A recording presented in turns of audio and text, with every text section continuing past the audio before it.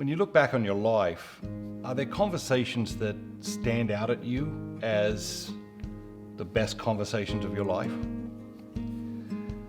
I've been incredibly blessed, to have traveled the world. I grew up obviously in Australia, live here in the United States now, and particularly in the 90s, I visited, more than 50 countries, speaking, writing, and there were some epic conversations along the way. But most of my best conversations have been in prayer. Most of my best conversations have been with God. And that's what I'm inviting you to. That's what I'm inviting you to discover, to explore. I realize that right at the moment, that may still seem impossible to you. That may still seem far-fetched or unattainable. But hang in there. Stay with it.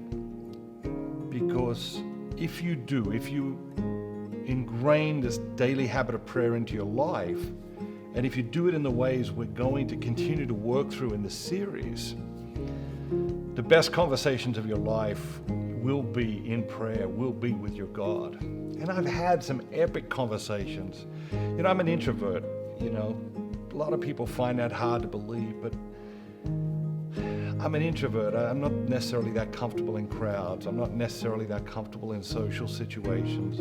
I'd much rather have a conversation with one person than be mingling with 100 people.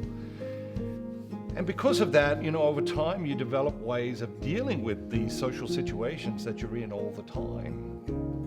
And one of my favorites is, when I'm at a party or when I'm at a social gathering or something of that type, I like to, find somebody that I don't know, and I like to talk to them, but not just the little chit chat, not just the small talk. I like to find out, what is the one thing they know more about than anything else in the world? And I like to talk to them about that. I like to learn everything I can from them about that one thing that they're most passionate about, that they know more about than anything else in the world. And those conversations are always fabulous conversations. They stimulate the mind, they inspire the heart, they stir the soul. Prayer should be like that.